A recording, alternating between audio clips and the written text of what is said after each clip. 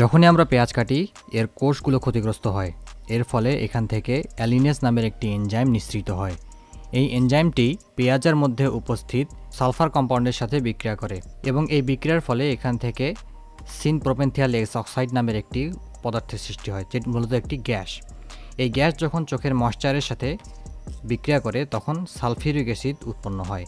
এই sulphuric acid আসলে এই চোখের জ্বালাপোড়া সৃষ্টির জন্য মূলত দায়ী এবং এই মুহূর্তে চোখ ব্রেনে একটি সিগন্যাল পাঠায়, ভাই বাঁচাও আমাকে, এবং ব্রেইন এই মুহূর্তে বডির ডিফেন্স মেকানিজমকে অ্যাক্টিভ করে। ফলে এটি চোখের টিয়ার গ্ল্যান্ডকে নির্দেশ করে সেখানে টিয়ার নিঃসরণের জন্য যেন সেই সালফিউরিক অ্যাসিডকে ধুয়ে চোখ থেকে নিঃসৃত করে দেওয়া হয়। এর ফলে চোখে পানি আসে বা কান্নার সৃষ্টি হয়, যা মূলত একটি খুবই ভালো বা উপকারী জিনিস। তাহলে আমরা কিভাবে এই গ্যাসকে চোখে স্পর্শ করা থেকে বিরত রাখতে পারি যেন আমাদের চোখের জ্বালাপোড়ার সৃষ্টি না হয়? আমাদের কাছে রয়েছে 6টি অপশন।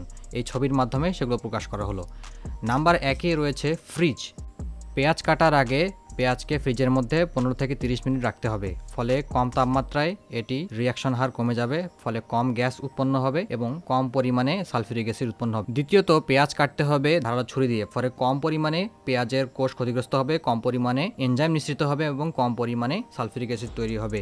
নাম্বার 3 রয়েছে খোলামেলা জায়গায় পেঁয়াজ কাটতে হবে যেন প্রাকৃতিক বাতাসে সেই পেঁয়াজের গ্যাসটি উড়ে যায়। নাম্বার 4-এ রয়েছে চলমান পানির ভেতরে পেঁয়াজ কাটতে হবে যেন পানি সেই গ্যাসকে চোখে স্পর্শ করতে বাধা দেয়। নাম্বার 5-এ রয়েছে গগলস পরা যেন চোখে সে গ্যাস আসতে না পারে। নাম্বার 6-এ রয়েছে পেঁয়াজের যে গোড়া রয়েছে অর্থাৎ শেকড়ের দিকটি সেটা সবার শেষে কাটা, কারণ পেঁয়াজের গোড়ায় সবচেয়ে বেশি পরিমাণে এনজাইম থাকে, সেটি আগে কাটলে বেশি পরিমাণে গ্যাস নিঃসৃত হতে পারে, তাই সেটিকে সবার শেষে কাটা উচিত। এরপরে যদি আমাদের চোখ ক্ষতিগ্রস্ত হয়ে যায় সালফিউরিক অ্যাসিড দ্বারা, আমাদেরকে পানি দিয়ে সেটি পরিষ্কার করতে হবে। সেটি এই সিগন্যাল প্রসেসের একটি এক্সট্রা অ্যাসিস্ট্যান্ট হিসেবে কাজ করবে।